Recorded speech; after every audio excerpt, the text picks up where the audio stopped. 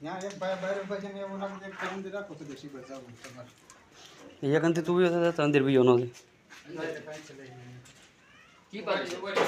अंदर ये दादा अंदर भी होता अंदर नो आवे खाली क्या नहीं आओ तुम तक કેમ આખો છે ભાઈ બીમાને ભાઈ બીવાર નો હોય ઈ કાકો છે એમ કાય ધામણ છે એટલે અત કહો ધામણ છે ને ભાગે છે બહુ આ ભાગે બહુ કામમાં કઈ ઉપાધિ કરવાની જરૂર નથી કઈ એટલે જ ને કઈ કઈ ઝેર ગર્યો કઈ જોઈ નહીં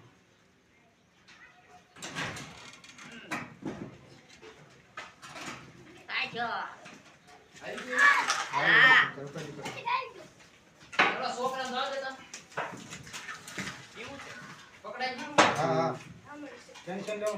હવે બીવામાં એ આવી ગયું ભાઈ હાથમાં મનોજભાઈ હાથમાં આવી ગયું પૂરું થઈ હવે તું બીમાં એ આવી ગયા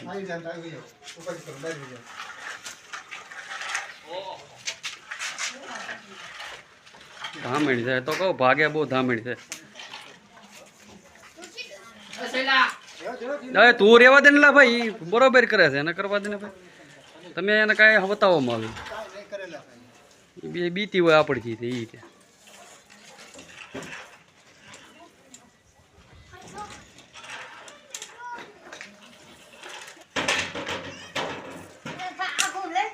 એટલે ભાઈ ને હવે તમે ઘરમાં કરી દો તો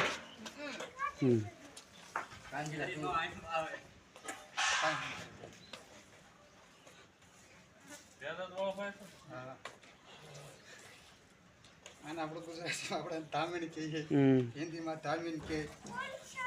અમુક જગ્યાએ ઘોડા પછાડ કે ઇંગ્લિશમાં રેડ સ્નેક કહેવાય આ સાપની અંદર ઝેર ન હોય કોઈ પણ જાતનું આ સાપ ગમે કહી દે ક્યાંય જવાની જરૂર નહીં ટોટલ હાવ બિનઝેરી સાપ છે આપણે બધા ઉતારવા જાય ને ક્યારેય એવું ન કરે સાપ કવડે તો સીધું દવાખાને જવાય એટલે કાંઈ વાંધો ન હોય મારો વાંધો પેક કરી દો હવ પેક કરી ગયો કટ કરી દો કે નાનો શેર રાખો વાંધો કોઈ વાંધો નહીં લઈ બીપા એ ભાઈના હાથમાં છે ત્યાં સુધી બીવાનું ન હોય એ કંઈ એમ છૂટી નેઠું ન પડી જાય પ્લાસ્ટિકની બેગ આપો એ ભાઈને આ બધું ટેકનિકથી હાલે તમે આને અદડાઈ કરો એટલે ન હાલે બિનઝેરી કહેવાય આમાં કાંઈ હોય નહીં કાંઈ આપણે ખાલી ખબર ન હોય એટલે આપણે દી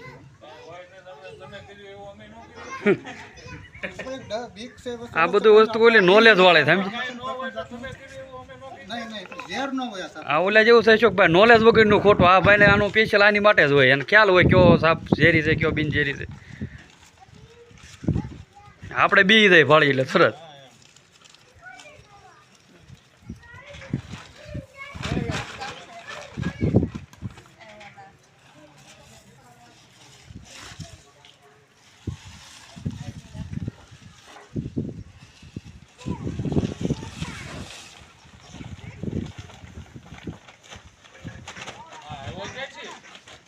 મને ખબર ભાઈ ક્યાંથી આવ્યો હોય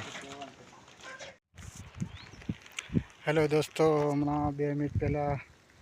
અહીંયા બાજુના ગામમાંથી રેડ સ્નેક રેસ્ક્યુ કરેલ છે તો અત્યારે એ સાપને અહીંયા હલકી હલકી બારિશ શરૂ છે નદી વિસ્તાર છે અહીંયા આરામથી પર્યાવરણની અંદર રહી શકે એવી સ્થિતિમાં છે અહીંયા હું રિલીઝ કરી રહ્યો છું red snake non venomous snake છે સાપ આરામથી પર્યાવરણની અંદર રહી શકે આરામથી इंडियन रेड स्नेक ये देखिए